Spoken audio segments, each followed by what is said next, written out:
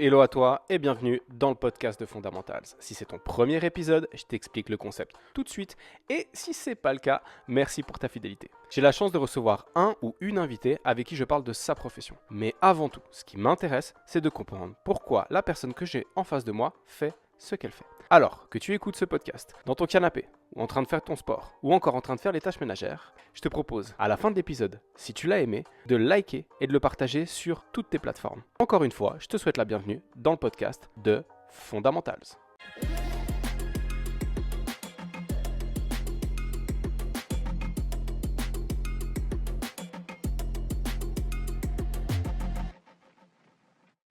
Hello Aurélien, bienvenue dans le podcast.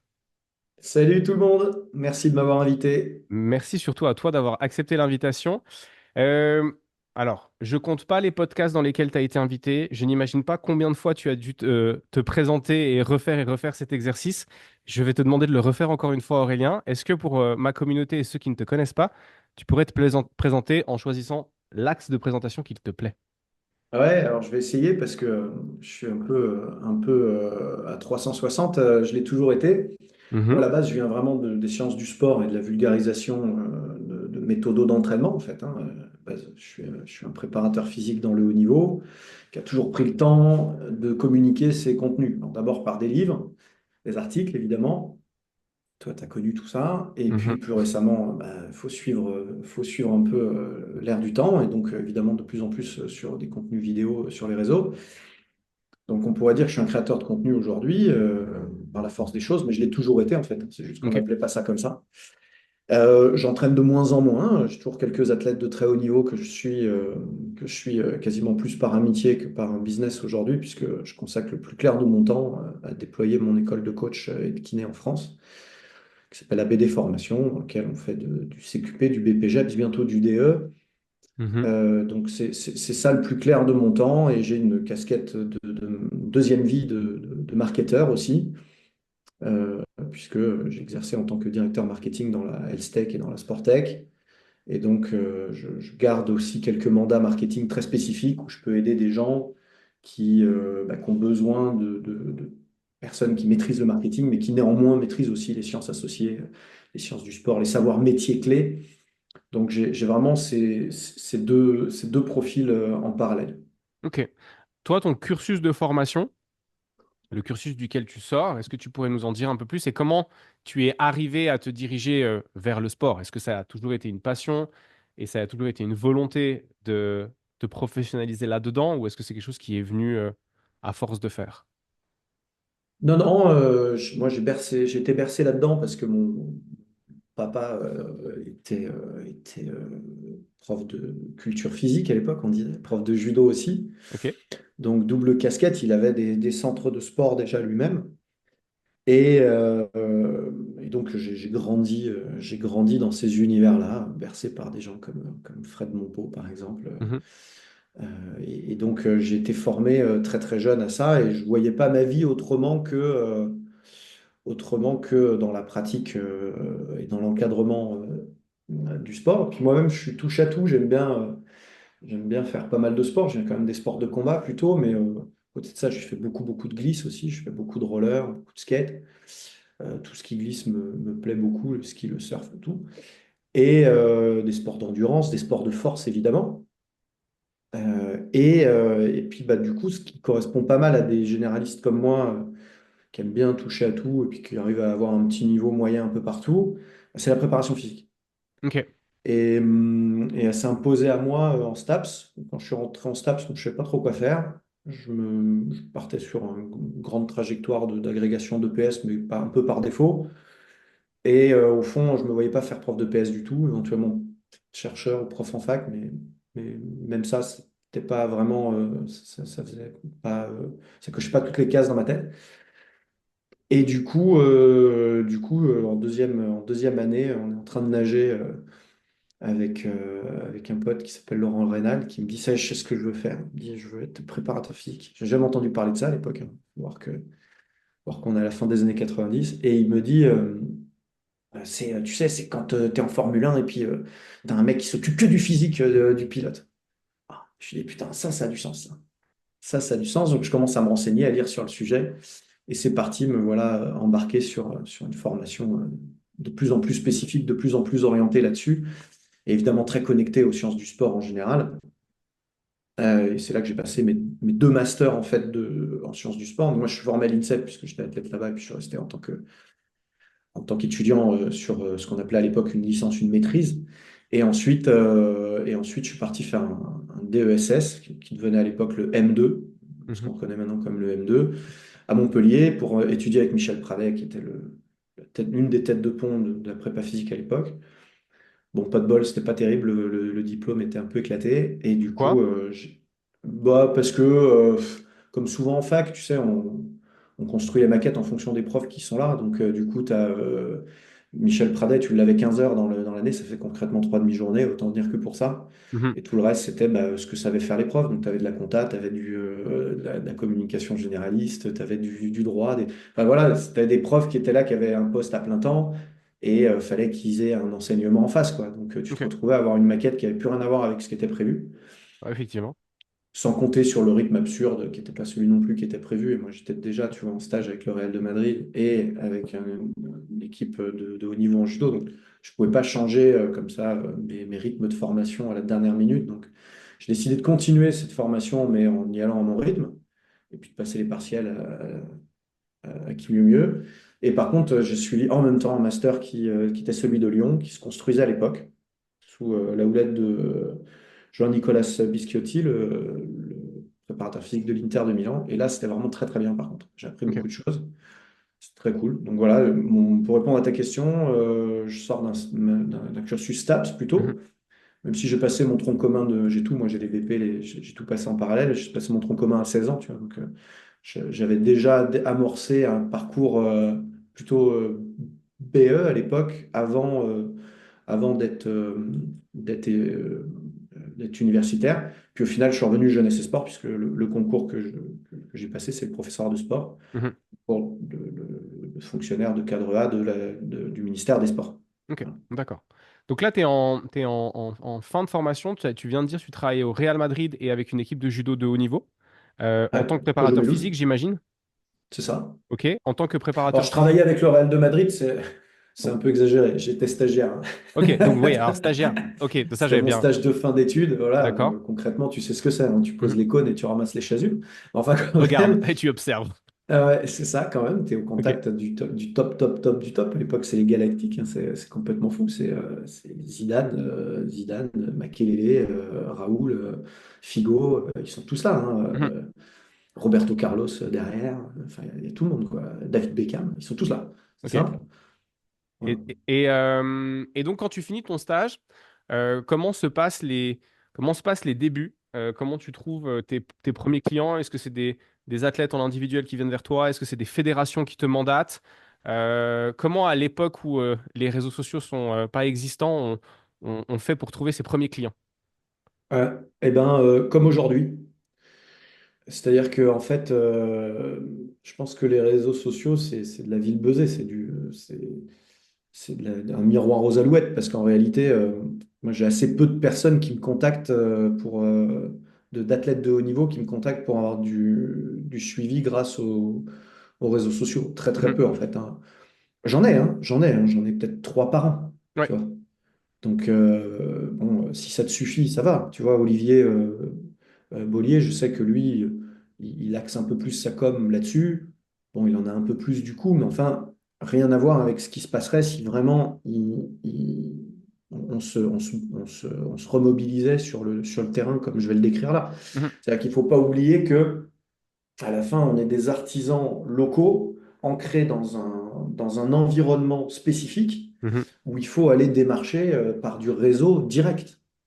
Et donc, les réseaux sociaux, finalement, c'est presque l'inverse. Ça t'éloigne des gens. En Ouais. apparence, tu t'es plus contactable, plus identifié. C'est nécessaire parce que ça devient une espèce de preuve sociale. C'est-à-dire que quand tu rencontres la personne dans une soirée, dans une mondanité, dans un rassemblement de remise de récompenses de la ville ou je sais pas quoi, la personne immédiatement va regarder sur ton Instagram, bien sûr. Mhm. Donc c'est là que c'est important d'être puissant dessus et d'avoir du contenu à grosse valeur ajoutée. Mais c'est plus pour la rassurer et pour la signer. Donc à l'époque, on n'a pas ça. Donc mon autorité, je l'ai par les magazines, je l'ai par les premiers livres que j'ai déjà dans le pipe. Et donc au fond, je l'ai aussi par mes diplômes, puisqu'à l'époque, il y a peu de gens qui sont certifiés sur le sujet, et encore moins double master, encore moins professeur de sport. Donc, j'ai une espèce de carte de visite, si tu veux, qui rassure. Mhm. Et ce que je fais, c'est que je copie, je parlais d'Olivier tout à l'heure, je vais lui rendre hommage un peu, parce que à l'époque, c'est mon prof à la fac de Lyon, Mhm. et je le copie parce qu'il a imaginé un modèle économique où il y a du coaching un peu à volonté sur un groupe d'entraînement multisport, où le ticket d'entrée est assez élevé par rapport à une salle de fitness normale pour l'époque, hein, on parle de 150 euros par mois, Mhm. mais qui pour un service à 360 de préparation physique est évidemment pas cher du tout. Ok. Comment ça Et se quand matérialise sur le terrain, ça? eh ben, sur le terrain, ça se matérialise par un contrat avec un athlète sur un an, où il te paye 150 euros par mois Mhm. sur 12 mois.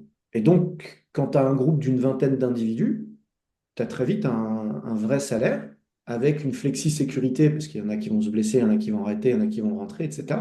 Mais du coup, ça aide à créer un environnement. Et donc, moi, j'avais la chance, en plus de vivre à côté de l'INSEP. Donc, j'ai posé mes valises dans une salle, dans plusieurs salles d'ailleurs, aux alentours de l'INSEP. Et j'ai fait du coaching sur cette base-là. Et très, très vite, du coup, j'ai eu un groupe de taekwondoïstes de niveau international, hein, avec des Augustin Bata, des Fred Sasso, des Ibo, des mecs comme ça, qui ont fait tout de suite des podiums internationaux, forcément des gens qui étaient un peu laissés pour compte, si tu veux, dans les fédérations et qui avaient un peu du mal à. Puis souvent des gens qui sont pas des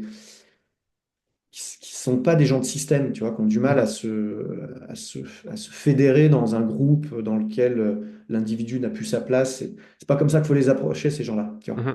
Donc, eux, très très vite, leur réflexe, c'est de se dire, mais en fait, on est des athlètes de haut niveau, on a le droit, comme un tennisman, d'avoir un préparateur physique. Sauf qu'on n'a pas les moyens. On vient d'Aubervilliers.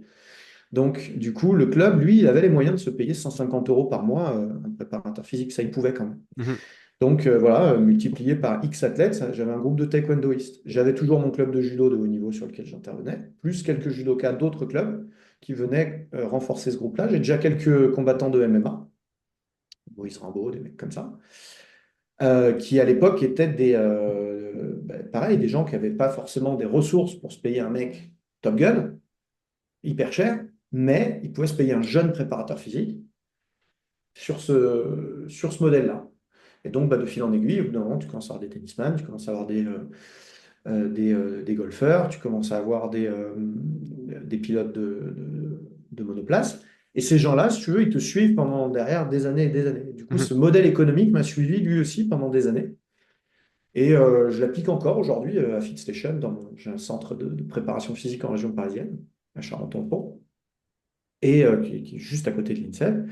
Et là aussi, pour 2000 euros, enfin, je fais un truc plus simple, pour 2000 euros par an, quand tu es athlète de haut niveau, tu as accès à un suivi comme ça à 360 et Ok. à un espace d'entraînement. Voilà. Mais C'est un donc, modèle qui perdure. le suivi, c'est la programmation des entraînements, la mise à jour des entraînements selon les besoins et selon les périodes de l'année par rapport aux compétitions. Mais dans ce modèle-là, est-ce que du coup, il y a du coaching en présentiel où toi, tu es avec l'athlète? Ouais, ouais, il y en a, ouais, bien sûr. Ok.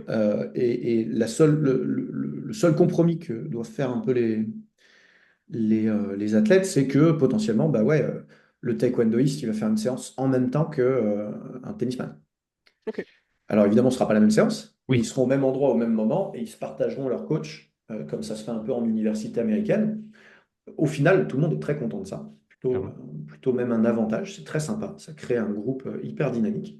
C'est des belles années. C'est des belles années et c'est un modèle économique que je recommande aux jeunes qui déclenchent aujourd'hui, ou jeunes ou moins jeunes, hein, les gens Mhm. qui veulent déclencher à un moment donné un business dans la prépa physique, parce que c'est réaliste, parce qu'il y a des athlètes de haut niveau partout en France. Et que si on se met à côté d'un épicentre, souvent ils ne sont pas contents des structures qu'ils ont à disposition, ou pour tout un tas de raisons, ça ne correspond pas à ce qu'ils recherchent. Et donc, il y a je sais pas, quand on prend un Krebs, il faut imaginer ça comme un grand requin blanc qui est là, qui attire tous les petits poissons que sont les athlètes de haut niveau, et puis il n'a pas la place de tout manger, donc ça tombe sur les côtés. Si vous restez en embuscade sur les côtés, vous récupérez pas mal de pépites. Ok. Et de surcroît, si on se met proche d'endroits où il y a des jeunes pépites, des jeunes talents, bah, ça a d'autant plus de sens. Parce que typiquement, quand vous visez des golfeurs ou des pilotes de kart, eh ben, ceux à qui vous vendez cette prestation-là, c'est pas les enfants, c'est les parents. Mhm. Et en leur disant, bah voilà, moi j'ai cette formule-là qui est un peu entrée de gamme pour pouvoir parier sur le talent de votre enfant. Maintenant, quand il passera en professionnel, il ne faut pas m'oublier. Mhm. Voilà, on fait ça tous ensemble et éventuellement, ça peut même se contractualiser. Ouais. Et donc, effectivement, moi, si j'étais un jeune préparateur physique aujourd'hui, je viserais le golfe de Saint-Quentin ou je sais pas où, il y a un pôle, voilà, ou la Grande Motte dans le sud, ou voilà, des pôles où il y a pas mal d'athlètes de très haut niveau et je viendrais proposer mes services aux parents. Pour les auditrices et les auditeurs du podcast qui veulent se lancer dans la préparation physique, bah voilà, Aurélien vient de vous faire une masterclass de 5 minutes sur comment lancer son bise dans la préparation physique. Merci Aurélien. Mais oui, ça fait, euh, ça fait sens et en fait, tu récupères ceux qui sont pas contents du système et ou ceux qui veulent pas forcément rentrer dans le système ou qui s'y sentent pas à l'aise. Mais de ce modèle-là, elle est franchement intéressante et elle est très bien pensée. Donc ça, c'est la préparation physique. Comment te vient l'envie d'écrire et de partager à travers initialement les livres et les magazines, et puis maintenant à travers les réseaux sociaux? Ça démarre comment cette envie-là? Comment tu te mets à écrire ton premier livre? Comment est-ce qu'il est publié? C'est quoi la genèse de tout ça? Alors, moi, j'ai toujours beaucoup lu et beaucoup écrit. Ok. Et dans mon mode d'apprentissage et de développement personnel, les deux vont ensemble, en fait. Mhm. Et c'est vrai que quand je lis un livre, j'ai tendance à avoir un papier, un stylo à côté et à prendre des notes et à réfléchir dessus et à extrapoler. Alors, je lis très doucement, du coup, mais Forcément. de manière assez efficace. Et c'est comme ça que j'ai construit l'immense majorité de mes programmes, de mes méthodes, en puisant de l'inspiration sur de la recherche appliquée au terrain, et déjà formalisée sur un premier niveau quasiment de vulgarisation, puisque quand on fait un effort de publication, même scientifique, c'est déjà un premier niveau de transcription d'un savoir qui est très technique. Mhm. Et donc, je faisais déjà passer mécaniquement par un deuxième niveau de filtre, tu vois. Et puis en parallèle de ça, je suis formateur depuis quasiment mes premières années de fac, hein. Dès la licence, j'ai commencé à prendre des jobs de formation dans des OF, donc dans des organismes de formation à l'époque pour les brevets d'État d'abord les CREPS, et puis très vite c'est devenu les OF sous Marie-Georges Buffet. Et puis, auprès de différentes infrastructures, j'interviens un peu pour l'armée. Pendant 10 ans, j'ai formé les ESSP, qui étaient les éducateurs sportifs sapeurs-pompiers à l'époque. Et du coup, cet effort de vulgarisation, bah, il se traduit par des diaporamas, hein, par des prises de parole, par des supports de cours. Et puis, en même temps, on me demande pas mal d'articles, tu vois, dans différents magazines de sport, l'Esprit du judo, dans Le Monde du muscle, en anglais aussi, dans Ultrafit, dans différents mags. Et puis, bah, peu à peu, tu exerces ta plume, tu apprends un autre mode d'expression écrite que celui des sciences du sport, un mode plus vulgarisé. Et puis, bah, tu te rends compte qu'il n'y a pas beaucoup de gens qui font ça. Donc, tu dis, bah, je vais le faire un peu plus. Et puis de fil en aiguille, il y a des gens qui détectent ça. Et l'éditeur pour lequel je travaillais, qui s'appelait K-Édition à l'époque, qui est un éditeur de magazines de sport. Mhm. Je chroniquais principalement pour l'Esprit du judo, mais pas que. Ils avaient Athlétisme Magazine, Rugby Mag, qu'est-ce qu'ils avaient d'autre, Karaté Mag. Enfin, ils avaient tous les grands sports, en fait, hein. Ils avaient une vingtaine de sports. Puis tu te retrouves voilà, à chroniquer dans tous les sens. Ils te disent, ouais, on identifie, nous, une niche économique sur les livres de sport et plus particulièrement sur les manuels de préparation physique. Et effectivement, à l'époque, il y a quelques livres, quoi, des livres confidentiels de Cometti que tu ne peux récupérer que quand tu es dans le sérail, tu vois, tu ne peux pas les acheter à Fnac. Le livre un peu moins confidentiel, La prépa physique de Michel Pradet, dont je parlais tout à l'heure, que tu peux récupérer si tu te déplaces à l'INSEP ou à Basina, à Joinville-le-Pont. Et puis après, bah, il y a déjà un noyau de littérature, mais qui est clairement d'Amérique du Nord, quoi, Mhm. Ok. chez Human Kinetics, quoi. Donc, si tu veux, en France, j'oublie peut-être deux ou trois trucs, mais après, c'est des ouvrages pratico-pratiques, comme ceux de Christophe Cario, qui sont déjà là à l'époque, voilà, ou quelques livres qui sont plutôt techniques sur certains aspects, par exemple le livre de la force athlétique de Marc Vouillot, par exemple, tu vois, qui sont des livres qui arrivent même un peu plus tard encore, mais qui sont des livres vraiment techniques et qui ne sont pas des livres spécifiques de préparation physique. C'est encore autre chose, même si ce sont très bons ouvrages, ce n'est pas la question. Et donc, K-Édition me commande un livre sur la préparation physique. Et Ok. là, moi, à ce moment-là, je suis à fond dans les bouquins américains de sciences appliquées au sport, de pratiques de terrain illustrées par de la science, ce qui ne se fait pas du tout à l'époque. On est complètement scindé. C'est la France cartésienne totale. Tu vois, c'est soit on fait de la science, soit on fait des poids et haltères, en gros. Tu vois, tu Ok. mélanges pas les deux dans un même ouvrage. Et je me dis, voilà, ça, c'est ce que j'aimerais lire. Et donc, c'est ce que je vais écrire.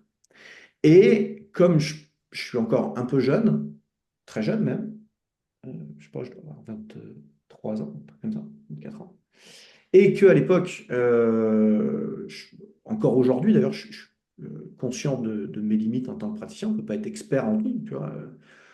Tu peux être un bon généraliste, mais à un moment donné, il te faut, tu vois, la voix d'un expert qui Et vienne. surtout Donc, pas à 20 surtout pas à 23 ans. et surtout pas à 23 ans, voilà, quelques raccourcis qu'on voit sur les réseaux en ce moment. Ouais, ouais. Et donc, tout du contraire, je me dis, je vais avoir sur chaque thématique un invité avec moi qui va coécrire la partie. Ça, c'est un truc très américain aussi. D'avoir un auteur-éditeur un peu qui coordonne un collectif d'auteurs. Et donc, c'est comme ça que peu à peu se façonne la préparation physique moderne, qui est Ok. donc mon premier ouvrage. J'ai coutume de dire qu'il n'a plus de moderne que le nom, parce qu'évidemment, dès que tu as plus de 5 ans sur un ouvrage, ça commence à dater un peu. Bon, bah là, en l'occurrence, t'imagines, c'est sorti en 2009. Ça fait un Donc, petit moment. ça y est, ça date. Mais néanmoins, voilà, je crée cet outil à l'époque et je reviens voir mon éditeur. Et du coup, 2009, ouais, c'est ce qui se passe en 2008. Il y a la crise des subprimes. Mhm. Et la crise des subprimes, elle frappe indirectement, de manière très très forte, la presse écrite et Ok. encore plus forte la presse magazine. Ça, les gens s'en rappellent pas trop parce que c'était un des effets collatéraux, si tu veux. Mais à l'époque, c'est le moment où ton rayon relais H, il fait ça à ça. Tu vois, d'un seul coup. Je sais pas, tu as 80% des magazines de jeux vidéo qui disparaissent et quasiment toute la presse du sport qui disparaît aussi. Et là, les mecs, au lieu d'ouvrir justement les chakras et de dire vite, fuyons notre niche historique et cherchons à nous développer ailleurs autrement, ils font le réflexe classique des grosses majors d'un système. Ils disent non, non, recentrons-nous sur notre cœur de métier, sur ce qu'on sait faire le mieux. Faisons que de la presse magazine. Ok. Et donc, les mecs n'honorent pas leur engagement. Alors, j'aurais dû signer un contrat, mais ils n'honorent pas leur engagement moral d'éditer le bouquin qu'ils m'ont eux-mêmes commandé. Et ils me plantent avec mon livre. Merde. Ouais, alors là, tu dis merde, bon. Et puis, bon, finalement, c'est pas très grave. Donc le livre, il est prêt à être imprimé. Ouais, il est quasiment prêt à être imprimé, il n'est pas mis en page encore. Ouais. C'est écrit, c'est plus ou moins édité, c'est pris en photo. Donc voilà, le livre, il est quasi prêt, quoi. Puis je me commence à m'intéresser à l'auto-édition, tu Ok. vois. Et parce que je me dis, au fond, je commence à avoir un réseau assez solide pour peut-être réussir à en vendre, je sais pas, 400, 500 tout seul, quoi. C'est pas mal. Euh, et, euh, et puis, bon, bah, de toute façon, ce ne sera pas un best-seller c'est pas un grand livre de musculation ou tu vois, c'est pas un Delavier ou quelque chose qui parle au plus grand nombre. Ça reste un ouvrage pour les professionnels. Tu vois. Donc, je me dis, au fond, est-ce que j'ai vraiment besoin d'un éditeur? Et puis là, le photographe d'Amphora me met en relation avec Renaud Dubois, le directeur des éditions Amphora, qui voit pas du tout ça comme ça, lui. Et donc, il m'explique qu'il faut impérativement que je réécrive le livre en le scindant en deux, en faisant la science d'un côté ou la pratique de l'autre. Il dit que faites-moi confiance, je connais mon métier, on édite des livres depuis des décennies, je sais de quoi je parle, c'est l'un ou c'est l'autre. Soit on fait du Cario, soit on fait du Wilmore et Costil, mais pas les deux mélangés. Et je lui dis, je crois pas. C'est quoi, je crois pas. Je crois que tu te trompes. Et puis il me dit en plus, il n'y a pas de place pour écrire un livre aussi gros, aussi cher. Et bien ça aussi, je crois pas. Je crois qu'on a une niche, tu vois, qui échappe à cette règle-là. Et je vais quand même le faire comme je le sens, tu vois. Ok. Voilà, donc bon, on s'accorde sur un désaccord, parce qu'on est bien Acronis. On s'accorde sur un désaccord et je me lance dans l'aventure d'auto-édition. Alors, entre-temps, il y a un autre éditeur qui essaie de me récupérer puis qui m'explique que c'est un truc d'arrogant qui n'ont pas d'éditeurs qui font de l'auto-édition. Je dis, bah, ça tombe bien, je n'ai pas d'éditeur et en plus, je suis arrogant. Donc, Parfait. je vais me lancer, on va voir ce que ça va donner. Si j'en vends deux, bah, au moins, j'aurai essayé. Et puis, du coup, à l'époque, Facebook arrive. On a déjà un bon petit réseau sur Facebook. Et puis, bah, écoute, en un an, on en vend 2500 quand même. Ah, Hein. comment faire fermer sa gueule à tout le monde? Voilà, donc avec un pauvre Gmail et un lien PayPal à l'époque, t'imagines, c'était vraiment artisanal. Donc on prouve, si tu veux, à toute l'industrie, bon, alors toute l'industrie, c'est trois acteurs, hein, mais à notre petite industrie, qu'on peut vendre un livre à 35 euros Mhm, à l'époque. Donc, ça équivaut aujourd'hui à plutôt 50, 55 euros. Hein. mhm. C'était ça les rapports de valeur. Qu'on peut vendre un livre finalement édité avec les pieds, hein, parce que bon, honnêtement, il est hideux ce livre, à tout point de vue. Euh, En noir et blanc, machin, uniquement pour sa valeur intrinsèque, pourvu qu'il y ait de la science appliquée au terrain et du terrain justifié par la science. J'avais raison. Et dans la foulée, ben, on ouvre une brèche, si tu veux, énorme. Une brèche pour nous, parce que du coup, ça y est, j'ai le mode d'emploi, j'ai compris certaines choses. Et un des acteurs qui m'a permis d'en vendre autant, c'est le Cress, qui est un Mhm. distributeur de matos dans le sud-ouest, dont le directeur commercial est Laurent Labatte, qui du coup m'a fait confiance à l'époque et m'a soutenu tous azimuts, qui ont une logistique, qui ont tout ça, et du coup, je leur propose de s'associer pour créer les éditions Fortran. Ok, d'accord. C'est comme ça que sont nées les éditions Fortrainer, qui aujourd'hui, enfin, vous publiez une quantité d'ouvrages sur le sport et la préparation physique, mais vous éditez aussi en français des ouvrages qui sont écrits à la base en anglais. C'est Euh, ça. et notamment, et je crois qu'on l'a à la maison, c'est la Bible du squat. Notamment la Bible du Ouais. squat, ouais, qui est un incontournable. Donc, c'est vrai que Fortrainer est devenu la maison d'édition des coachs et des kinés. C'est vraiment la ligne éditoriale exclusive de la niche, concurrencée évidemment par le mastodonte Amphora, mais qui aspire à des plus grosses niches. Donc, au final, ils ont quelques livres désormais dans cette niche-là qui performent très bien, mais très très peu finalement. Mhm. Et nous, on s'est emparé du manuel d'entraînement classique, fondamental. Et on est devenu la référence incontestable Francophone. parce qu'exclusive francophone. Voilà, il n'y a Mhm. personne d'autre qui fait ça, c'est simple. Ok. Et Et oui, vas-y, dans le finis. même temps, excuse-moi, on a ouvert une brèche à Amphora qui a compris qu'il y avait un espace pour des livres plus chers, avec des auteurs de valeur qui apportent des choses. Donc ils ont essayé pendant plusieurs années de recréer ce qu'ils avaient laissé passer, cette préparation physique moderne. Ils en auraient probablement vendu beaucoup plus si c'est eux qui l'avaient édité, hein, c'est sûr. Mhm. Et quelques années plus tard, ils ont finalement réussi à le faire avec mon pote Didier Reiss Avec la Bible de la préparation physique. et la Bible de la préparation physique, qui est en Ouais. fait la réponse marketing directe d'Amphora à ce livre. Ils ont échoué une première fois avec un premier ouvrage qui s'était plutôt bien vendu, mais qui n'a pas fait le buzz qu'ils espéraient. Et par contre, ouais, ils nous ont bien éclaté sur la Bible de la préparation physique. Après, ils en ont Mhm. vendu, je crois, 7000 la première année. C'était vraiment un succès. Et puis bon, on a remis le couvert après avec l'encyclopédie de la préparation physique. Voilà. On est repassé sur alors devant, pas forcément, mais c'est les mêmes volumes de vente. Donc voilà, on s'est remis De toute façon, il y a de la place sur l'étagère pour deux bouquins, il n'y a pas de Oui, problème. oui. Et puis c'est deux bouquins de valeur. Mais voilà la petite histoire de la création des éditions Fort Trainer. Au départ, il y avait une autre personne aussi qui était très impliquée dedans, c'était Olivier Bollier, justement, Mhm. qui était mon co-auteur sur ce premier livre-là, qui avait co-signé un certain nombre d'articles. Pour tout un tas de raisons, est sorti après de l'aventure, mais effectivement, on a cette création-là un peu bah, par l'adversité de la maison d'édition dont je suis toujours aujourd'hui actionnaire majoritaire, toujours très impliqué dedans. D'ailleurs, on enregistre aujourd'hui au siège des éditions. Tellement cool comme histoire. J'aime ce genre d'histoire ce revirement de situation et d'où émerge une idée et un produit qui se concrétise. Amphora, ils ont essayé de venir vous rechercher une fois qu'ils ont senti que la savonnette leur avait glissé des mains et puis qu'il fallait peut-être essayer de rattraper le coup ou pas? Alors au tout début, ils nous ont proposé d'être une espèce de super distributeur, diffuseur, de nous absorber très tôt. Mhm. Et puis ensuite, non, ensuite, il y a eu une période de concurrence tous azimuts, mais qui nous a plutôt servi à nous. Ok. Donc dès qu'on sortait une... Parce qu'en fait, nous, on a un ADN très, forcément, avec ma présence, très marketing digital, très communautaire. Et donc, en fait, quand il y a c'est des effets de levier en digital. Quand tu n'as qu'un concurrent, c'est une bonne chose, en fait. Mhm.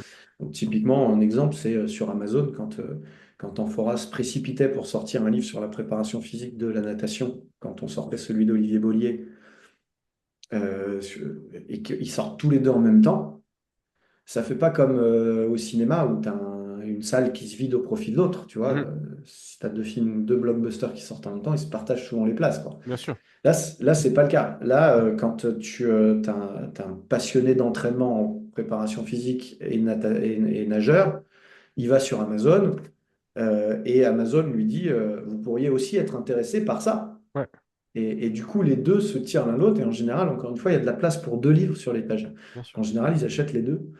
C'est beau ça. Donc, en fait, cette concurrence nous a beaucoup aidés. Ok. Aujourd'hui, un coach, un préparateur physique, quelqu'un qui aimerait transmettre ce qu'il estime être sa juste expertise à l'instant T et qui voudrait être publié chez Fortrainer, c'est quoi le chemin qu'il doit parcourir pour arriver jusqu'à la publication? Bon, c'est un chemin assez long. Alors, déjà, je voudrais prévenir les gens en disant que, je vais citer, je pense que c'est Gallimard qui a dit ça, qui dit les Français écrivent trop et ne lisent pas assez. Ah, ça reviendrait Euh, à dire parle beaucoup sans trop écouter. Oui, oui, ouais, ouais, on peut dire ça exactement. Et bon, la conséquence mécanique et économique, c'est que les libraires se retrouvent avec des cartons de livres remplis qu'ils n'ont même pas le temps d'ouvrir, si tu veux, qui repartent dans les circuits de distribution en sens inverse parce qu'on n'a même pas eu le temps de les mettre sur les tables, en fait. Mhm. Donc effectivement, le sport échappe pas trop à ça, hein. Quand on va, il suffit d'aller dans un rayon de la Fnac pour se rendre compte tout le monde prend la parole sur tout et n'importe quoi, et avec des machines marketing des fois beaucoup plus puissantes que les nôtres. Donc qu'on aime ou pas les influenceurs fitness qui sortent leurs bouquins ou les influenceurs kiné qui sortent leurs bouquins, qu'ils aient l'expertise dont on parlait tout à l'heure ou pas, n'empêche que ils vont être poussés devant parce que tout le monde les connaît. Oui. Oui, puis la machine marketing et la force de frappe est pas forcément à la hauteur de l'expertise qu'il y a à l'intérieur du livre. Non, c'est une autre expertise. Voilà, c'est ça, Mhm. pas celle qui est à l'intérieur du livre. C'est une autre expertise de vulgarisation, de communication différente. Mais du coup, évidemment, nous, nous, spécialistes, on est noyés dans ces ouvrages qui sont plutôt mainstream, plutôt grand public. Et du coup, on a du mal à pousser nos livres en avant, de plus en plus, hein. Donc, ça a toujours été dur. Là, c'est particulièrement difficile. Donc, je voudrais leur dire ça. Je voudrais leur dire aussi que n'est pas auteur qui veut Mhm. et que ça fait appel à beaucoup de compétences cumulées et de métiers cumulés, notamment évidemment la capacité à écrire. Et souvent, les gens ne sont pas très lucides sur leur capacité à écrire. Ils pensent qu'ils écrivent bien, mais ils font énormément de fautes de français, de fautes de syntaxe, de fautes qui demandent un travail d'édition énorme derrière. Et c'est souvent pour ça qu'ils se font recaler par les éditeurs, parce que ne serait-ce qu'économiquement, ils savent qu'il y a un volume de travail pour que le livre soit effectivement publiable qui est énorme. Souvent, les gens n'ont pas du tout conscience de ça. Mhm. Ensuite, c'est une capacité à retranscrire, à compiler et retranscrire de l'information. Encore une fois, lire, lire, lire, lire, lire. Mhm. Lire de la science récente. Et ensuite, bien la comprendre pour bien la retranscrire, bien la délivrer. Un livre remarquable en la matière, c'est Fessier de Brett Contreras, par exemple, qui est une masterpiece de cumul de sciences appliquées au terrain. Mais le mec, il a lu, lu, lu, lu, lu. Et il a une capacité d'écriture, euh, ou en tout cas, il a été aidé par un co-auteur. Il y a ça aussi, souvent les Américains, ils font ça. Et il a une capacité de retranscription. Ce sont deux compétences complémentaires. Des gens qui savent très bien écrire, mais qui ne savent pas bien retranscrire. C'est souvent le cas des journalistes. Mhm. Quand ça arrive à de la science du sport un peu technique, qui savent bien écrire, qui savent, OK, tirer les grandes lignes, le vernis, et ils ont du mal à retranscrire de manière technique forte le message. Il manque d'expertise, c'est normal. Et à l'inverse, il y a des gens qui savent bien retranscrire, c'est le cas des professeurs, par exemple, mais qui ne savent pas forcément écrire. Mhm. Et puis enfin, il y a la capacité à travailler en équipe sur un support qui est transversal. Il y a l'écriture, mais il y a aussi les photos, il y a aussi les illustrations, il y a aussi les punchlines ou les hooks, Mhm. les accroches ou les sum-up, tout ce qu'on va résumer à un moment donné pour que le livre soit digeste, pour que l'information soit perceptible, pour qu'on réponde à un public aujourd'hui qui est volatile, qui a des gros troubles attentionnels. Enfin, je ne sais pas si c'est des troubles, mais en tout cas, qui n'a pas les mêmes capacités attentionnelles que les générations d'avant. C'est Ouais. fini, les Ou qui est. Platonov qui faisaient des livres Ouais. chez PUF comme ça, écrits comme un roman sur la science de l'entraînement. C'est terminé, on ne peut plus faire ça. Aujourd'hui, il faut que le livre il soit pris par n'importe quel sens, comme tu prends Internet. Les gens, ils ne le lisent pas dans l'ordre, jamais. Ils Mhm. commencent par le chapitre 3 et puis ils finiront par le chapitre 1, peut-être. Ça se trouve, ils ne le liront jamais. Donc, c'est comme ça que doit être construit un livre aujourd'hui. Et ça, c'est vraiment un savoir-faire pédagogique que tu ne peux développer que si tu as lu beaucoup, beaucoup, beaucoup, beaucoup de livres. Mhm. Et donc, évidemment, quand tu as 23 ans, 25 ans, 30 ans même, probablement que c'est trop tôt Ouais. pour délivrer un message maîtrisé. Ok. Ouais, je vois bien la problématique. J'aime beaucoup la manière dont tu abordes la chose en parlant de faire un livre que la personne va pouvoir prendre comme elle prend aujourd'hui ou comme elle utilise Internet, où en fait tu as une question, tu vas dans Google ou même maintenant tu vas sur ChatGPT et tu poses ta question, et au final la personne elle va prendre son livre, dire bon bah je veux une information sur tel chapitre et je vais aller chercher dedans, et au final dans ton chapitre il faut quand même qu'il y ait les outils nécessaires pour que la personne comprenne le point spécifique que tu es en train d'expliquer, sans pour autant qu'elle ait tout lu depuis le début. C'est ça. Internet, c'est un réseau qui n'a pas de sens. Qui n'a pas Mhm. de sens, enfin, qui n'a pas d'ordre. Mhm. Ok, bien sûr, ça a du sens, mais ça n'a pas de sens. Ça ne va pas de la gauche vers la droite, si tu veux. C'est un réseau qui n'a pas de centre non plus. Tu Mhm. vois, tu n'as pas un épicentre de l'Internet où tu vas te référer sans arrêt, être raccroché. Puis enfin, c'est un réseau qui n'a pas de sommaire. Donc, si tu veux, la Gen Z, les digitaux natifs, et même les gens comme nous désormais, on est exposés à ça. Et donc, le mode d'apprentissage aujourd'hui, c'est celui de la requête. Et l'IA va encore accélérer ça. C'est-à-dire qu'on n'est plus en train de chercher à découvrir de l'information qui va apparaître par magie devant nous, par hasard. Tu Mhm. vois. Aujourd'hui, c'est soit un algorithme qui nous le suggère, soit c'est nous qui allons le chercher parce qu'on a besoin d'une réponse très précise. Et souvent, les deux se reconnectent. Et ben, un livre, ça doit être proposé comme ça aujourd'hui. Il n'y a pas d'autre alternative pour que le livre soit efficace. Bien sûr, on a des codes, bien sûr qu'il y a un sommaire dans un livre, bien sûr que tu peux te référer à un index à la fin, mais tu dois pouvoir commencer par répondre à ta question qui est directement au chapitre 3, indépendamment de ce qui se passe avant Mhm. et de ce qui se passera après. Très bonne leçon à garder en tête. Aujourd'hui, tes semaines, avec tout ce que tu fais, Aurélien, c'est à quoi ressemble une semaine type chez Aurélien? Bah, c'est compliqué de répondre à ça, hein. Il y a des invariants, des temps qui sont bloqués sur la semaine, mais qui bougent. Il y a un temps de communication réseau, il y a un temps de production de contenu, il y a un temps de management d'équipe, qui lui est plutôt quotidien. Il y a un temps de management de projet, qui lui est plutôt hebdomadaire ou toutes les 3 semaines, toutes les 2 semaines en fonction du projet. Euh, et il reste un temps de face-à-face pédagogique aussi, puisque évidemment j'interviens dans mes écoles. Donc tout ça, moi j'ai du mal à, si tu veux, à avoir une semaine type Mhm. organisée de manière très, très maîtrisée. Par contre, un peu à la manière d'un athlète de haut niveau, si tu veux, tu as une espèce d'agenda type. Tu sais que tu as match le week-end, ça, c'est un peu un invariant. Mais en fonction de tes déplacements, en fonction du contenu d'entraînement, en fonction des autres membres du groupe, etc., bah, ton planning il va complètement changer.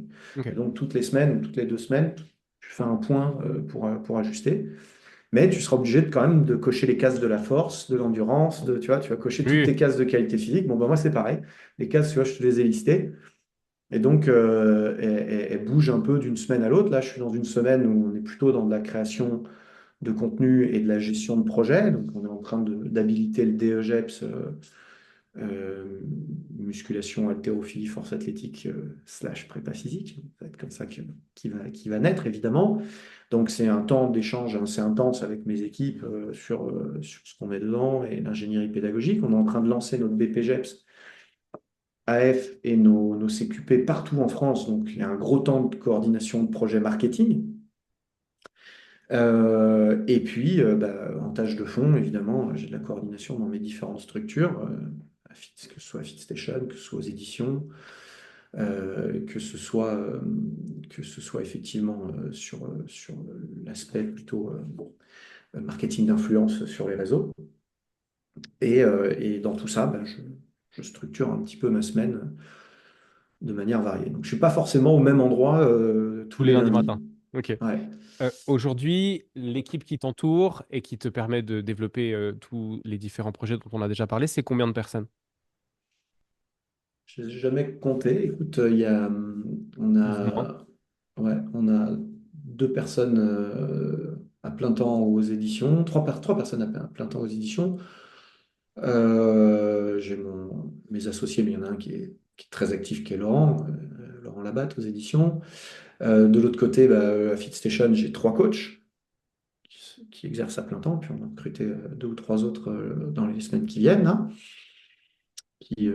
J'ai mon associé aussi, Kylian Leblou, qui est mon ancien athlète de judo, champion olympique, qui lui dirige aussi la manœuvre d'un point de vue plutôt gestion quotidienne du centre.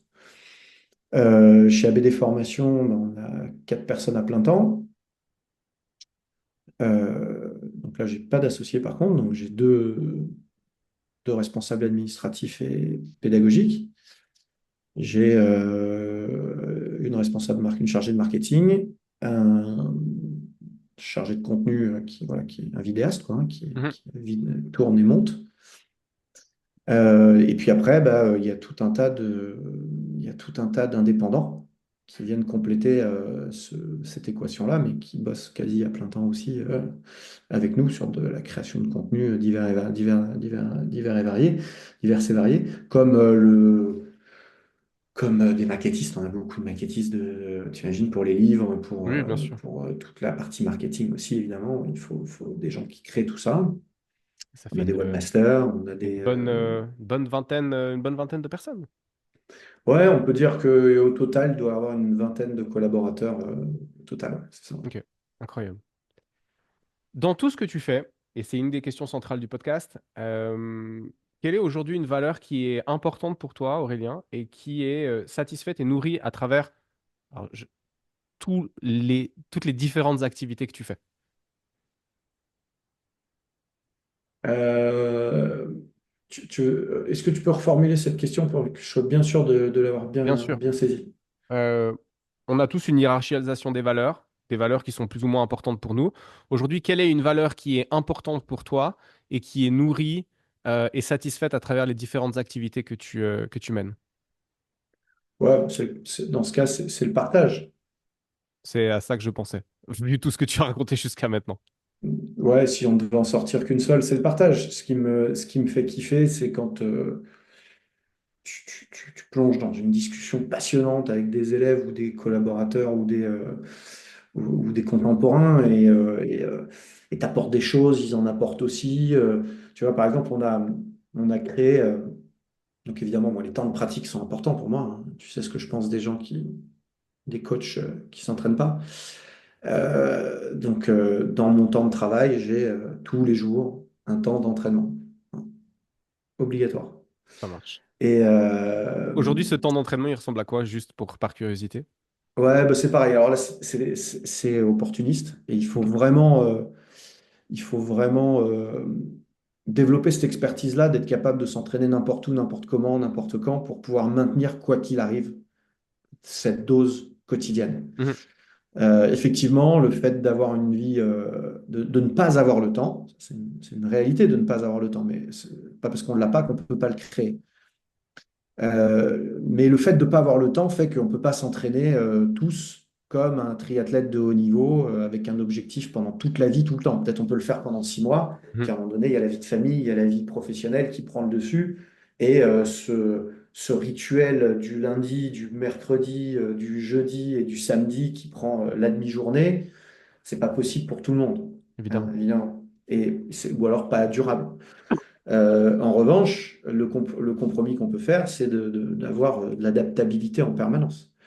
Et donc, moi, effectivement, quand je suis ici, j'ai de bonnes conditions quand même, j'ai de la chance. Tu vois, il y a ça aussi, hein, c'est que quand je suis pas à l'INSEP, je suis dans mon centre FitStation. J'ai toujours des très très bonnes conditions d'entraînement avec Une du matos accessibilité à l'entraînement qui est plus facile aussi. dispo H24 et en plus de ça sur mes lieux de pratique.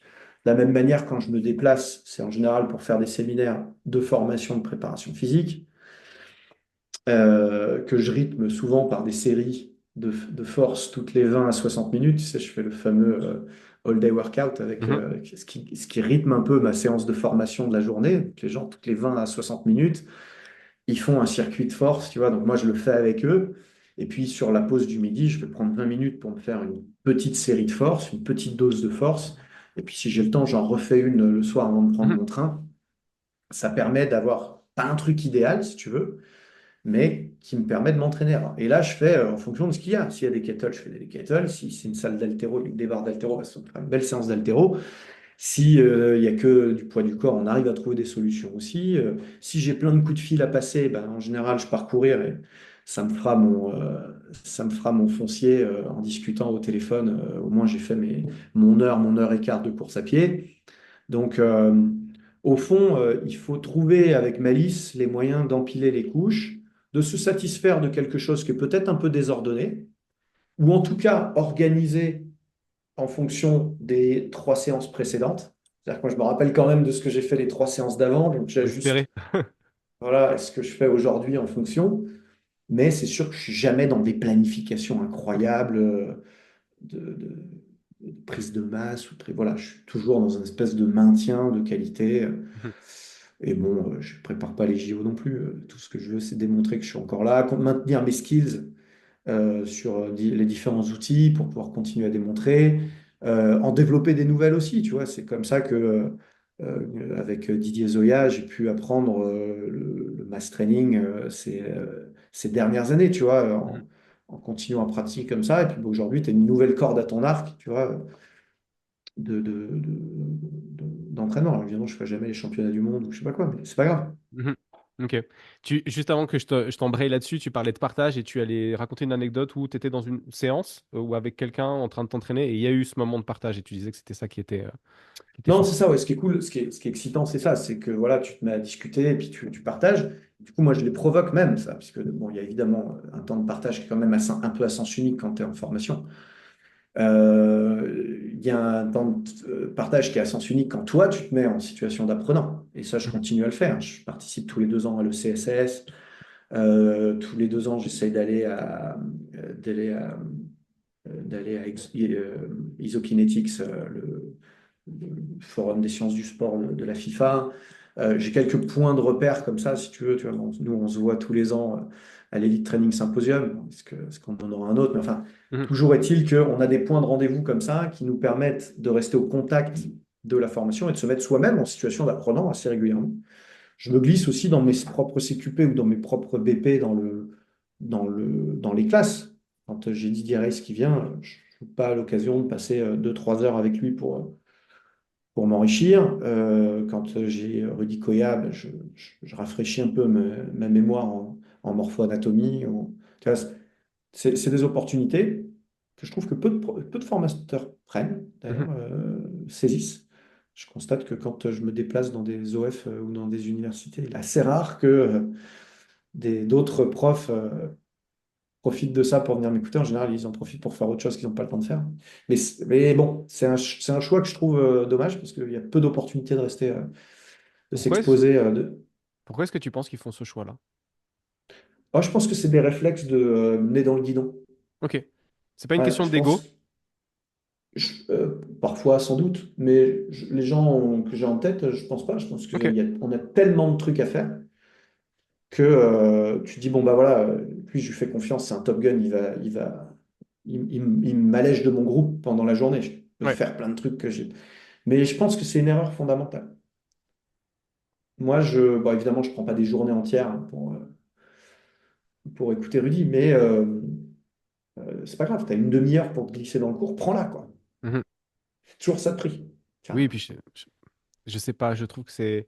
Alors, ça fait soit comme des piqûres de rappel, euh, et même si tu sais peut-être le sujet que la personne elle va aborder, que tu le connais, elle l'aborde peut-être avec un axe Oui, qui est bien sûr. différent du tien. Et du coup, Sûr. toi, ça te permet de réfléchir à comment est-ce que tu peux aborder aussi ce que tu dis d'une différente Oui. manière.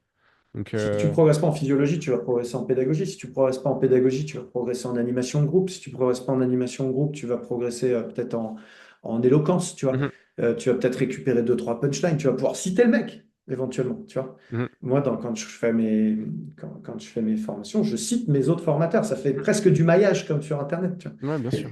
Et du coup, ça, c'est cool. Non, ce que j'allais te dire, c'est que du coup, je le provoque aussi. Ça. Moi, j'ai un think tank ici à Paris, une sorte de mastermind où on a voilà, des coachs qui ont pour habitude de se former beaucoup. Ouais, Alex Verret, Thomas Serboneski, bah, Olivier Bollier, quand il est là, il vient.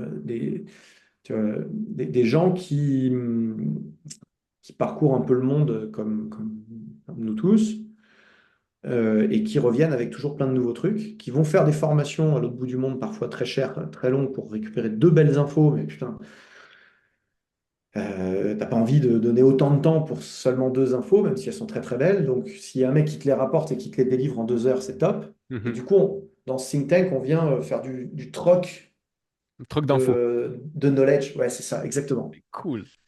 Ça me fait penser que ça fait un moment que je ne l'ai pas organisé. On devait le faire en début d'année, là, en janvier. Je pense que ça aura lieu plutôt début mars. Voilà. Ok. Euh, J'imagine qu'il y a beaucoup de gens qui doivent euh, idéaliser, c'est pas juste, idéaliser ta vie, qui aimeraient être Aurélien Broussal avec tout ce que ça implique parce que ils ne voient que bah, ce qui est disponible de voir. Euh, dans tout ce que tu fais, est-ce qu'il y a un revers de la médaille? Est-ce qu'il y a un truc, moi, je suis fan de Star Wars, donc je cite tout le temps le côté lumineux de la Force, et donc du coup, est-ce que de l'autre côté, il y a un côté plus sombre de la Force? Non, c'est vraiment trop cool d'être moi. Je le recommande à tout le monde. Petit moment d'auto-kiff, c'est parfait. Je le recommande à tout le monde. Non, si, bah, en vrai, je bon, je sais pas si déjà il y a autant de gens que ça qui fantasmeraient un truc comme ça. Non, non, je, je- je pense que si tu prends les décisions qui te permettent de répondre à ta personnalité, alors tu es en accord avec toi et c'est là que tu es en équilibre avec la force, Ok. pour reprendre ta citation. Le danger, là où le dark side arrive, c'est si tu n'es plus en accord avec tout ça, si à un moment donné, tu n'es pas en accord avec tes valeurs, tu n'es pas en accord avec tes priorités et que certaines choses viennent manger sur le dos d'autres choses, et là, le dark side peut prendre le dessus. Moi, ma personnalité, c'est quoi? C'est l'hyperactivité. Donc, j'ai toujours été très, très actif. Je ne peux pas m'ancrer dans une seule mission. C'est très difficile Ok. pour moi, quelle que soit la mission. Ça pourrait être une mission olympique de DTN ou tu vois, j'aurais énormément de mal à m'ancrer dans une seule mission. Bon, l'avantage, c'est quand tu es sur des missions comme ça, elles sont tellement variées elles-mêmes que tu as plein de métiers dans le métier. Donc, c'est un Mhm. mauvais exemple. Mais Mais avoir une seule activité et ne faire qu'un seul truc toute la journée, toute la semaine, toute l'année, toute la vie, quoi. c'est très compliqué pour moi. C'est Ok. très compliqué pour moi. J'aurais du mal à. Là, pour le coup, le dark side arrivera, je pense. De l'autre côté, ce qui est difficile pour moi, c'est de travailler avec des cons. Voilà, ça, c'est très, très compliqué. Et plus je vieillis, on pourrait se dire que plus tu vieillis, plus tu t'accommodes de ça, parce qu'ils sont partout quand même. Tu vois, le Le pool de pourcentage, cons, le pool de ouais, cons est important. c'est 50-50, je pense, tu vois, comme Ouais. partout, quoi, hein. T'as à peu près un sur deux. Et puis, sur ces 50%, tu as 10% qui sont vraiment très cons, tu vois. Ouais. C'est ceux-là qu'il faut vraiment éviter. Et, et c'est vrai que moi, cette flexi-sécurité que j'ai créée me donne vraiment mon gold standard mon North Star Metrics. C'est un truc de marketeur, les North Star Metrics. C'est l'étoile du Nord de ton voyage, en fait, hein. De la réussite professionnelle, c'est pas l'argent que je gagne, c'est pas le nombre de livres que je vends, c'est pas le nombre de followers que j'arrive à engranger, c'est le nombre de cons avec lesquels je travaille. Ok. Donc, plus ils sont nombreux, plus je suis en situation d'échec. Mhm. Ça veut dire que j'ai pas réussi à choisir l'environnement, j'ai pas réussi non plus à le maîtriser, à le contrôler. J'ai pas réussi à prendre les bonnes décisions de trajectoire et j'ai fait à un moment donné des erreurs fondamentales. Et là tu as le dark side qui arrive, tu vois. Mhm. Par contre, je suis en harmonie avec la force quand j'ai très très peu de cons. Tu vois. Mhm. À la Fédé d'Altéro, sur la fin, j'avais un con. C'est pas beaucoup, Non. tu vois. Et en plus, tout le monde était d'accord pour dire qu'il était con, donc tu vois, ça va, il n'y a pas de problème. Là, sur ma dernière expérience chez Kinvet, là j'en avais un peu plus. Et j'en avais surtout un en frontal qui était vraiment très con. Et là, si tu veux, dans ces moments-là, ben, il faut avoir l'audace, tu vois, de reprendre une vague et d'aller sur autre chose, tu vois. Mhm. Et donc, c'est ce que j'ai fait. Après 2 ans, j'ai fini ce que j'avais à faire. J'ai livré mon livrable. Mhm. Et je suis parti sur un truc plus maîtrisé, plus maîtrisable, mon école de coach, où là, du coup, c'est moi qui choisis les gens. Et là, on a zéro con. Ok. C'est quoi le triptyque magique pour détecter le con? Euh, alors, il faut définir le con, hein. Il faut définir le con. Pour moi, le con, c'est quelqu'un qui est. Il n'y a pas de triptyque, en fait. Tu sais quoi, on va faire l'inverse. Je vais Vas-y. définir la personne avec laquelle tu as envie de travailler, avec laquelle tu dois travailler, Mhm. et tu dois éviter toute personne qui n'est pas cette personne, je Mhm. pense. Pour moi, ça se résume à une chose, la bienveillance. Oh. Et au fond, J'aime beaucoup quand les gens disent ça parce que ça remet l'importance de l'humain et de la gentillesse au centre du truc. ben ouais. Et là, on constate de manière systémique que la bienveillance est en recul, tu vois. Ouais. C'est systémique et ça part d'en haut et ça fait peur. Ouais.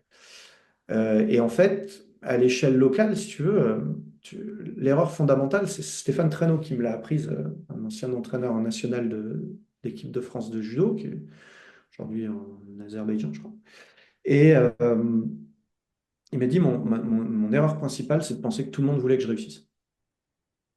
Je me dis, mince, je travaille pour l'équipe de France, on me confie le projet, le but à la fin, c'est qu'on gagne, tu vois. Mhm. Et je pensais que tout le monde voulait que je réussisse. Eh ben non. Et ben non, pas du tout. Mhm. Pas du tout. Et c'est vrai, à tout, évidemment, avec une équipe de France, on comprend bien les enjeux de jalousie qui peuvent intervenir. Mais en fait, je suis sûr que les gens qui nous écoutent, quel que soit leur métier, quel que soit leur niveau d'intervention, ça fait écho à une ou deux personnes qui leur mettent des bâtons dans les roues en apparence sans raison, parce qu'ils les aiment pas, parce qu'ils les gênent, parce que peut-être on leur a promis un poste ont pris parce que voilà, ça m'est arrivé plein de fois, hein, un mec à qui j'ai pseudo pris le poste, mais j'en savais rien, quoi, tu vois. Ouais, Pris un toi, t'es là, poste, tu viens, tu prends ton poste. Voilà. ça m'est arrivé au volet, par exemple, tu vois, le mec, pas rentrer dans le détail, mais il m'a sabonné la planche pendant 3 ans, alors que, tu vois, tu dois absolument rien fait, toi. Tu vois. Ouais. Et donc, ces gens-là, en fait, c'est juste des gens qui sont malveillants, qui sont sur un mauvais registre. Et finalement, on se rend compte que la compétence devient très secondaire. Parce que si tu es bienveillant, tu acceptes que les gens ne soient pas forcément les meilleurs des meilleurs des meilleurs, pourvu que, ils aient envie de progresser, qu'ils aient envie de s'adapter, qu'ils aient envie de se développer. Et s'il y a cette bienveillance de part et d'autre, eh ben, c'est ce qui va se passer. Mhm. Donc, au final, on pourrait se dire que le haut niveau m'a enseigné l'ultra-compétence, chercher toujours les meilleurs mecs au meilleur poste. C'est idéal. C'est sûr que si on a la meilleure personne au meilleur poste, c'est idéal. Mais c'est complètement utopique, Mhm. tu Ouais. vois. Et au final, il vaut mieux avoir une équipe un peu plus faible, mais bienveillante, qui a envie de travailler ensemble, que ne serait-ce qu'une personne qui est vraiment très forte, mais qui tire tout le monde vers le bas, finalement. Mhm. Ouais. Oui, ça remet en lumière l'importance des qualités humaines qui sont difficilement qu'on peut difficilement acquérir si on ne les a pas, alors que les compétences techniques, techniquement, tu peux les acquérir. Donc, en gros, Ça. si t'es un con, mais que techniquement, t'es pas bon, ce sera difficile de passer sur ce trait de caractère-là, alors que si tu es quelqu'un de gentil, de motivé et de bienveillant, bah, les choses techniques, on va pouvoir te les apprendre. À plus forte raison dans nos métiers. Ouais. On fait un métier d'humanité, Mhm. de transmission, d'animation. Enfin, tout le monde peut apprendre à faire un squat. Tu Ouais, vois. Tout le bien monde. sûr. Ouais. 100% des gens. Il n'y a pas d'exception. Tout le monde peut apprendre à faire un programme de musculation. 100% des gens. Il n'y a pas d'exception. Tout le monde peut être préparateur physique de très haut niveau. 100% des gens. Tout le monde ne pourra pas faire voler des avions. Mhm. Oui. Désolé. Tout le monde ne pourra pas opérer quelqu'un à cœur ouvert. Désolé. Donc, au fond, dans nos métiers, il y a pas d'excuse à faire reculer la bienveillance au profit de la compétence. C'est trop important. C'est Mhm. trop important d'avoir des gens qui font vivre un groupe, qui font vivre une salle, qui font vivre une séance, qui ont vraiment envie que leur étudiant, leur élève progresse. C'est ça le plus important. Ils deviendront de meilleurs coachs au fil du temps s'ils Mhm. continuent de se former. C'est tout ce qui compte. C'est trop beau. Aurélien, on est arrivé à la fin de la première partie. Il nous reste encore deux, trois questions, mais là, c'est le moment du quiz. C'est quelques questions rapides. Tu réfléchis pas trop aux réponses que tu donnes. C'est plutôt fun. Euh, et puis, on démarre. T'es prêt? Ah ouais, je suis chaud. Alors, c'est prêt. 3, 2, 1, c'est parti. Quand t'étais petit, tu jouais à quoi, Aurélien? Au musclor, Oh. les maîtres Un, de l'univers. un aliment que tu n'aimes pas manger.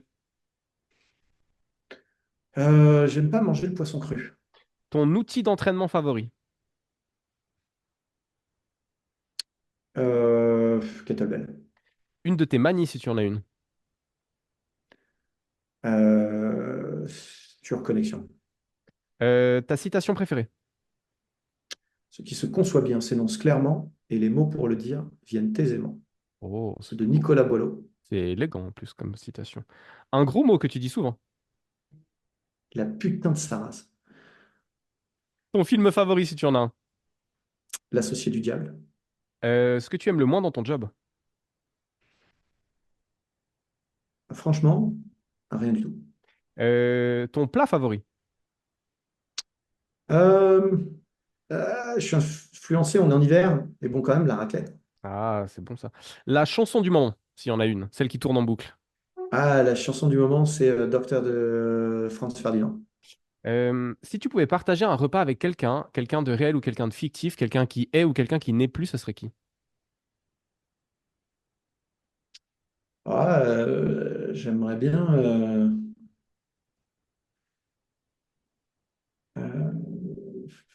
ouais, excuse-moi, il faut que je réfléchisse un tout petit peu quand Vas-y, même. vas-y.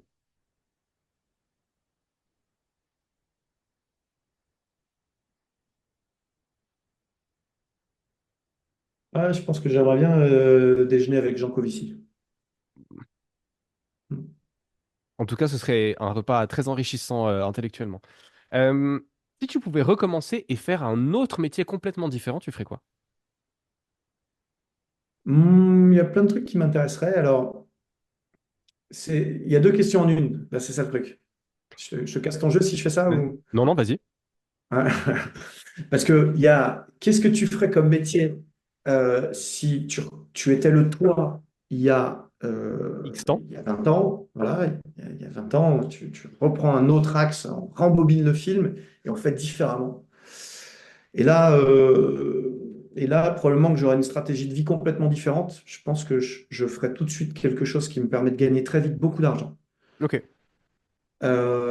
et qui me permettrait ensuite de faire ce que je veux comme je veux, avec un d'accord. objectif de m'affranchir de l'obligation de travailler en moins de 10 ans.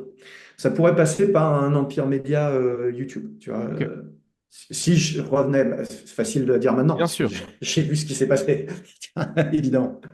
évidemment. Et il y a l'autre question, c'est qu'est-ce que tu ferais demain si tu refaisais un tour à 180 degrés sur toi-même pour faire complètement autre chose. Et là, je pense que je pourrais être dans un secteur complètement différent, comme Alors, je pense que ce serait quand même l'enseignement, tu vois, mais Mhm. peut-être l'enseignement de l'histoire ou de l'économie ou les deux. Génial. Bon, qui sont liés, hein, donc ça serait Bah ouais. c'est assez transversal, donc pourquoi pas. Et puis maintenant, la dernière question, une lecture que tu recommandes, peu importe le domaine. Peu importe le domaine, je pense que il faut lire.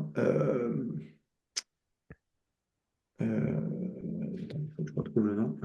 Vas-y, vas-y, cherche. Je crois que c'est Human Deus, je crois.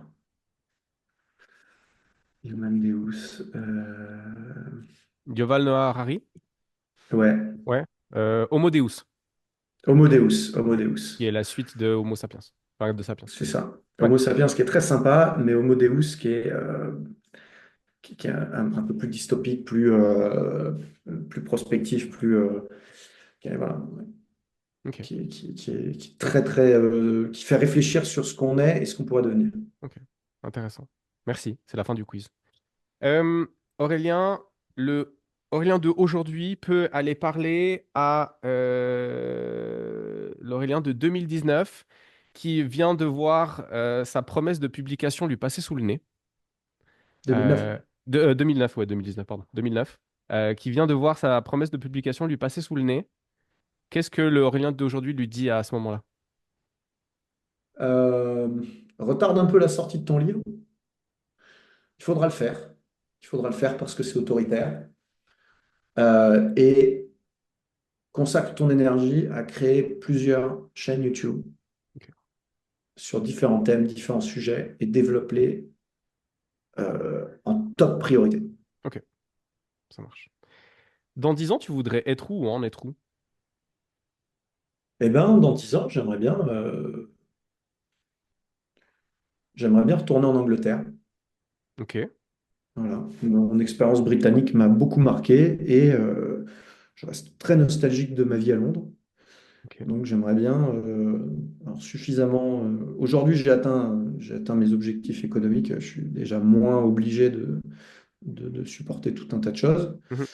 Euh, mais j'aimerais les pousser suffisamment haut pour être confortablement installé à Londres sans avoir forcément à bosser 48 heures par semaine là-bas. Mhm. Et donc, je me verrais bien, ouais, je me verrais bien dérouler un petit peu en Grande-Bretagne. Ok, cool. Est-ce que tu pourrais me donner un truc positif sur le monde dans lequel on vit aujourd'hui? Oh bah, je peux en donner plein des trucs positifs. C'est quand même, on a un monde très excitant. Je suis toujours très sceptique quand on a des discussions sur l'avenir, tu sais, où les gens sont très très noirs, notamment on t'explique que la génération Z fait pas d'enfants parce que à quoi bon faire des enfants dans le monde où on vit? Je me dis bon quand même, je pense qu'à l'époque des croisades, à l'époque des invasions barbares, à l'époque La peste. Oui, oui, oui. de la peste et tout, je pense que c'était franchement plus difficile. Je pense qu'à chaque fois que tu avais un enfant, tu n'étais pas sûr que ta femme et l'enfant y passaient pas. Enfin, c'était quand même un autre mode de vie, quoi. Bien Je sûr. me dis qu'aujourd'hui, on a quand même, on vit en plus, nous, dans un pays quand même. Qui c'est qui disait ça, que les Français sont des gens qui vivent dans un paradis et qui sont persuadés de vivre en enfer. Mhm.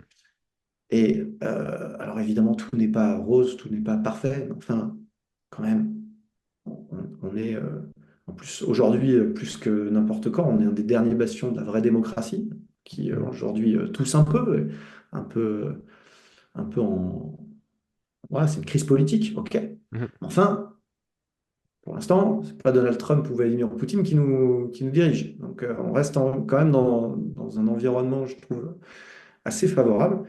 Et puis surtout, avec un avenir à très moyen terme, si on fait exclusion de la probable guerre mondiale qui nous reste sur la gueule, un avenir technologique et scientifique qui paraît sans limite. J'ai l'impression, il y a 10 ans, d'être arrivé un peu à une espèce de cul-de-sac, tu vois, où Mhm. on a l'impression que la médecine tourne en rond, où bon, ben, on traite le cancer comme on le traitait il y a 30 ans, où finalement ben, on fait les mêmes choses que voilà, depuis les 30 glorieuses. Ok, ouais, on se téléphone avec de la visio maintenant, très bien, mais enfin bon, le téléphone portable, c'était ça la grosse innovation. Ok, l'Internet va plus vite, mais enfin bon, ça y est, ça fait 30 ans que c'est là. Donc là, avec l'arrivée de l'IA et de la robotique, de l'épigénétique, de nos connaissances 360 sur le corps humain qui ne font qu'être débridées par l'IA, on se dit qu'on est aux portes de quelque chose de complètement fou. Et que les 20 années qui viennent, si on arrive à les vivre en paix, peuvent être hallucinantes et peuvent nous réserver. Enfin, on ne sait pas où ça va s'arrêter. Mhm. Est-ce que c'est pas dans 5 ans que je suis à la retraite en Mhm. Angleterre parce au fond, ça y est, il n'y a plus besoin de travailler de la même manière qu'on travaillait jusque-là, puisque on fait les choses très différemment grâce à de la robotique et à l'IA, quoi. Donc, Mhm. je ne sais pas ce que Ok, nous réserve l'avenir et je trouve ça très excitant. merci beaucoup. Tu es le premier invité qui, depuis que je pose cette question depuis le début de l'année, a directement un propos positif et qui ne doit pas vraiment creuser dans sa tête pour trouver un truc cool à dire. Donc, merci beaucoup. Je suis de nature plutôt optimiste et donc ça me fait plaisir d'entendre ça. Merci, Aurélien. Bon, cool. Un dernier mot pour les auditrices et les auditeurs du podcast qui ont passé ce temps avec nous. Quelque chose que tu as déjà dit mais que tu aimerais redire ou quelque chose que tu n'as pas encore dit, à savoir que les gens qui nous écoutent sont principalement des personnes qui font le même job que toi et moi. Ben, gardez du temps pour vous dans votre pratique. Souvent, c'est un conseil que j'essaie de donner en formation continue, donc pas à des tout jeunes professionnels, des gens qui ont déjà quelques années d'expérience et puis avec lesquels on discute de choses et d'autres.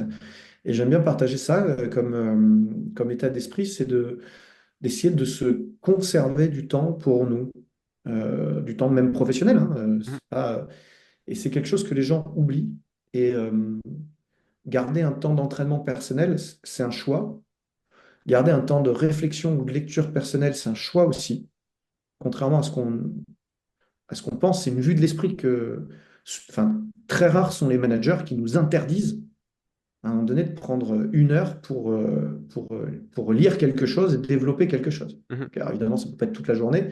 Évidemment, on ne peut pas partir en master reconversion tous les 4 matins, mais conserver un temps prospectif, réflexif pour soi, pour moi, ça devrait presque être imposé par le management. Et donc, je vous engage à le faire, à mettre sur votre planning de professionnel un temps perso on se pose, on ne répond pas à des mails, on n'est pas dans la gestion du quotidien, du continu. Tant pis, il y a des mails qui sont urgents, ultra urgents, sans quoi le monde s'effondre, tout ça attendra 1 heure. Je prends mon bouquin, je prends mon dernier livre qui vient de sortir aujourd'hui sur l'épaule, et je me mets à jour sur comment prévenir l'apparition de problèmes sur la coiffe de rotateur. Et bien vous savez quoi, quand vous êtes coach et que vous avez développé cette compétence-là, ben, peut-être que vous augmentez votre niveau de fidélisation client de 15% parce que, il y a peut-être un client sur 10 qui arrête parce qu'il a une douleur d'épaule dans mhm. les 3 ans. C'est un exemple parmi un Bien sûr. million, mais au fond, encore une fois, le manager, il devrait vous obliger à faire ça.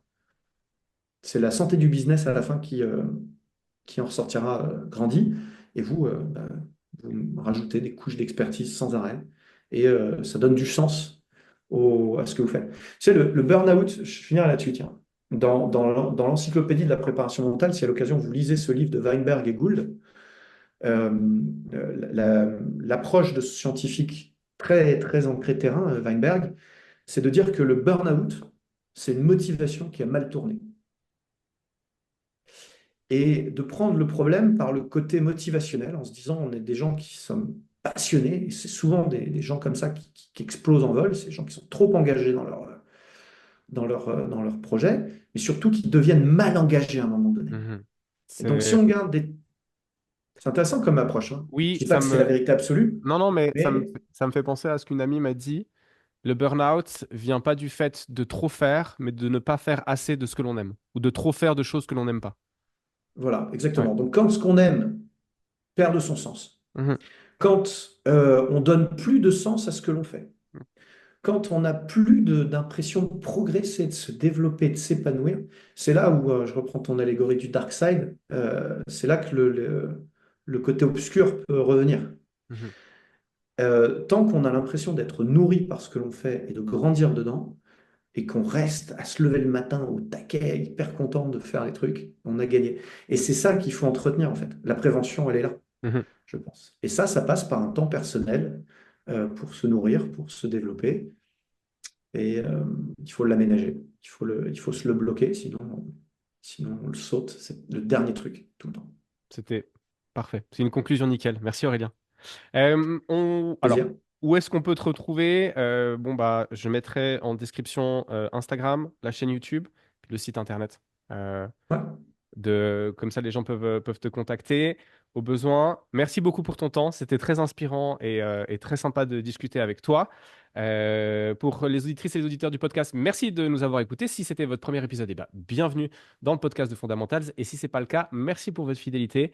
Je vous dis à toutes et à tous à très bientôt pour un nouvel épisode. Aurélien, à bientôt. Ciao! Salut.